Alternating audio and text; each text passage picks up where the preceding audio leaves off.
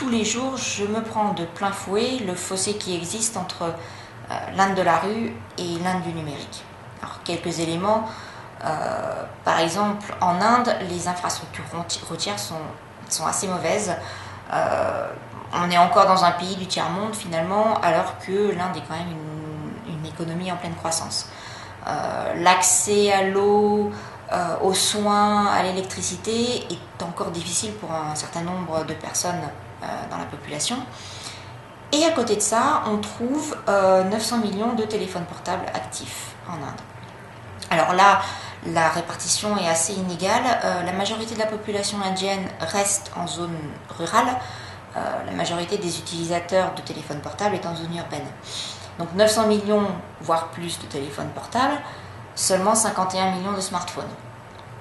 Et du côté Internet, donc l'Inde est le troisième pays en nombre d'utilisateurs Internet, et là encore la répartition est assez inégale entre zone urbaine et zone rurale.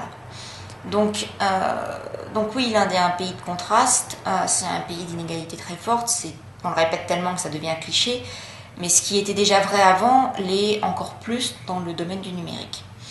Et donc pour pallier cette situation, le gouvernement indien, le gouvernement de Narendra Modi, a lancé une initiative mi-2015 qui s'appelle Digital India.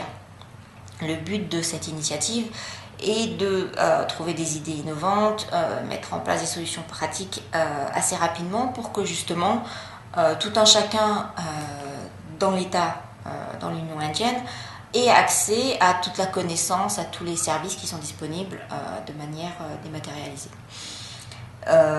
Parmi ces initiatives, donc on peut citer deux gros programmes. Le premier concerne les services bancaires. Donc, de même, l'accès aux services bancaires reste quand même l'apanage d'une certaine catégorie de la population, et ça reste un frein au développement personnel du reste de cette population. Donc, pour faciliter l'accès aux services bancaires, une initiative a été lancée en 2016, et au bout de quelques mois, un petit peu moins de 200 millions de comptes bancaires qui ont été ouverts. Donc c'est assez phénoménal. Une autre initiative a été de la mise en place d'un numéro identifiant unique pour chaque personne en Inde, de la même manière qu'un numéro de sécurité sociale. Donc ça n'existait pas encore, et le fait d'avoir mis en place cette numérotation unique permet aussi de faciliter et de sécuriser l'accès à tous les services gouvernementaux, que ce soit donc sécurité sociale, indemnisation, assurance. Ce qui est assez intéressant, c'est que finalement l'Inde est passé de la machine à écrire au tout dématérialisé sur téléphone portable, sans être passé par la case ordinateur et infrastructure informatique. Mais l'industrie du numérique est extrêmement dynamique et fait preuve d'un très grand nombre d'initiatives et est extrêmement créative en Inde.